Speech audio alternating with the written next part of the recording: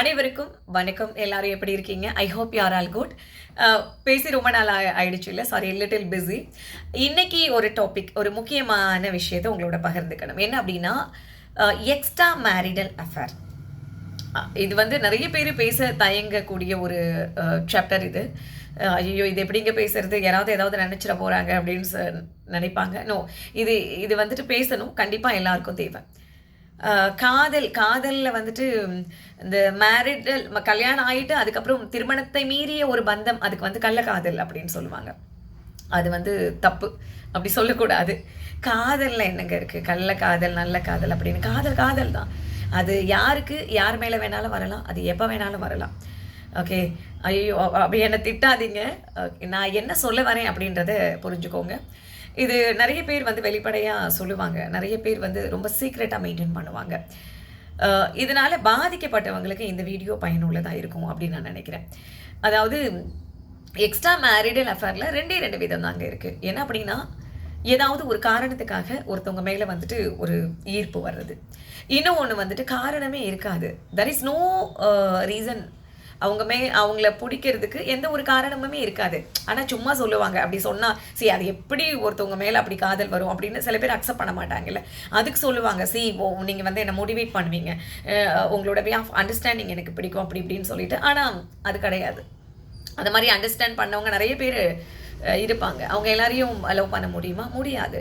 So இதில் என்ன problem அப்படின்னா, இந்த ஒருத்தவங்களுக்கு ஒரு ரீசன்னால், ஒரு காரணத்தினால ஒரு அஃபேரில் இருக்காங்க அப்படின்னா அவங்க ஈஸியாக அதிலேருந்து வெளியில் வந்துடுவாங்க.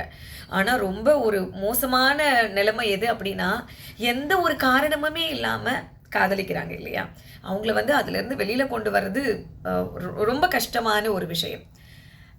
ஆமாம் தானே? இப்போ ஒருத்தவங்களுக்கு கணவர் வந்துட்டு சம்பாதிக்க மாட்டேங்கிறாரு, இல்லை குடிக்கிறாரு, இன்னொரு பொண்ணு கூட அஃபேரில் இருக்காரு, இப்படி ஏதாவது ஒரு காரணம் இருக்கும் இல்லையா. அந்த காரணம், இவர் சம்பாதிக்கல அப்படின்னா இன்னொருத்தவங்க காசு கொடுத்துட்டாங்க அப்படின்னா அவங்க மேலே வருது. அதை விட ஜாஸ்தியாக இன்னொருத்தவங்க பணம் கொடுத்தாங்கன்னா அவங்க மேலே போயிடும். அந்த மாதிரி தான். இப்போது நம்ம எக்ஸ்ட்ரா மேரிடல் அஃபேர் அப்படின்னாலே நம்ம தப்பாக நினச்சிட்ருக்கோம். அது வந்துட்டு ஃபிசிக்கல் ரிலேஷன்ஷிப் அப்படின்னு நம்ம நினச்சிட்ருக்கோம். No, not that. அதாவது எமோஷ்னல் பாண்டிங்கில் வந்துட்டு அஃபேர் ஆவாங்கல்ல, அதில் ஆகிறது வந்துட்டு அதுலேருந்து வெளியில் வர்றது ரொம்ப கஷ்டம். அவங்களுக்கான பதிவு தான் இது. என்ன பண்ணணும் அப்படின்னா, அது எதுக்காக நீங்கள் போகிறீங்க அப்படின்னா, ஏதோ ஒரு ஈர்ப்பு அவங்கக்கிட்ட உங்களுக்கு பிடிச்சிருக்கலாம். பட் அவங்களுக்கு அந்த வேல்யூ தெரியாது, உங்களை ஹர்ட் பண்ணுறாங்க, உங்களோட லவ் அண்ட் ஃபீலிங்ஸ் அவங்க புரிஞ்சுக்கலை அப்படின்னா அவங்கள மாற்ற முடியாது, எதுவுமே பண்ண முடியாது. சரியா? அது சந்தோஷம் அப்படிங்கிறது இன்னொருத்தரால் நமக்கு கிடைக்கவே கிடைக்காது, இன்னொருத்தரால் நமக்கு அது கொடுக்க முடியாது, நம்மக்கிட்ட இருக்குது. சரிங்களா? சந்தோஷன்றது நம்ம உள்ளே இருக்குது.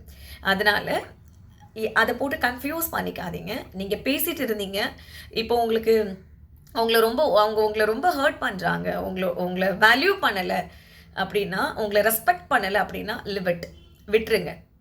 அதனால் ஒரி பண்ணுறதோ கஷ்டப்படுறதோ வேணாம்.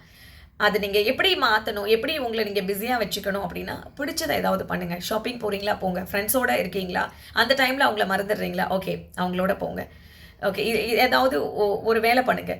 எதுவுமே வேலை இல்லைங்க, நான் ரொம்ப வசதியாக இருக்கேன், என் வீட்டுக்காரர் எனக்கு வேலைக்காரங்க எல்லாம் வச்சுருக்காங்க, நான் ஃப்ரீயாக தான் இருக்கேன், நினச்சிட்டே இருக்கேன் அப்படின்னா சர்வெண்ட் எல்லாம் நிப்பாட்டிடுங்க. வீட்டில் இருக்க எல்லா வேலையுமே பண்ணுங்கள். ஒட்டடை அடைங்க, பாத்திரம் தேய்ங்க, சமைங்க. அப்போ பாருங்கள், அந்த ஃபீலிங்ஸ் எல்லாம் குறைஞ்சிரும். ஒன்று படிங்க. எதில் இன்ட்ரெஸ்ட் இருக்கோ அதை பண்ணுங்க. அதிலிருந்து வெளியில் வந்துடலாம். யாருக்காகவும் எதுக்காகவும் நம்முடைய சந்தோஷத்தை கெடுத்துக்கவே கூடாது. அந்த சந்தோஷம் வந்து மற்றவங்களால நமக்கு கொடுக்கவே முடியாது, அது வந்து நம்மக்கிட்ட தான் இருக்குது. அதனால் இந்த மாதிரி அஃபேரில் இருக்கிறது ரொம்பவே ஒரு கஷ்டமான ஒரு விஷயம். அது பிகினிங்லேயே கண்டுபிடிச்சி அதுலேருந்து வெளியில் வர்றது ரொம்பவே நல்லது. ஓகே, ரீசன்னால் ஒருத்தவங்க மேலே அஃபேர் இருக்கீங்க அப்படின்னா அது அந்த அந்த காரணம் இன்னொருத்தவங்க கிட்ட கிடைக்கும்பொழுது அது சரியாயிடும். எனக்கு அவங்க ரொம்ப அஃபெக்ஷனேட்டடாக பேசுகிறாங்க அப்படின்னா, அதை விட அஃபெக்ஷனாக இன்னொருத்தவங்க பேசுனாங்க, அவங்கக்கிட்ட போயிடும். ஓகே, இந்த ரீசனே இல்லாமல் வர்றவங்க தான் போய் மாட்டிப்பீங்க. அது ரொம்ப கஷ்டமாக இருக்கும். ஸோ அது வந்துட்டு இந்த மாதிரி உங்களை நீங்கள் பிஸியாக வச்சுக்கோங்க. அவங்கக்கிட்ட போயிட்டு கெஞ்சிட்டு அப்படி இப்படிலாம் இருக்காதிங்க. இதில் அந்த நபர்கள்லாம் இன்னொன்று பண்ணுவாங்க.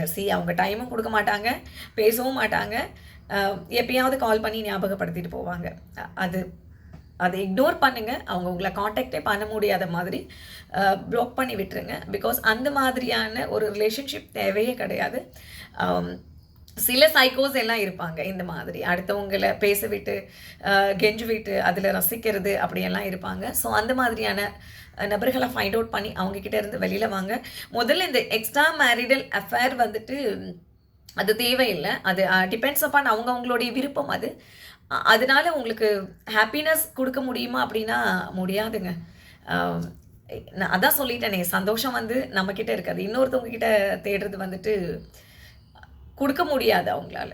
சரியா? முதல்ல நம்ம இண்டிபெண்ட்டாக இருக்கணும், இன்னொருத்தவங்களை சார்ந்து இருக்கக்கூடாது. பணத்தில் மட்டும் சார்ந்து இருக்கக்கூடாதுன்றது கிடையாது. ஃபினான்ஷியல் இண்டிபெண்ட் மட்டும் கிடையாது, சந்தோஷத்துலேயும் சரி. உன்னால தான் எனக்கு சந்தோஷம் கிடைக்குது, நீ என்கிட்ட பேசினா தான் நான் சந்தோஷமாக இருப்பேன் அப்படின்னு அந்த ஒரு விஷயத்தில் கூட யாரையும் டிபெண்ட் பண்ணி இருக்கக்கூடாது. சரியா? உங்களை நீங்கள் பிஸியாக வச்சுக்கோங்க, ஈஸியாக அதுலேருந்து வெளியில் வந்துடலாம். இது வந்து ஒரு பெரிய விஷயமே கிடையாதுங்க. ரைட்? நன்றி.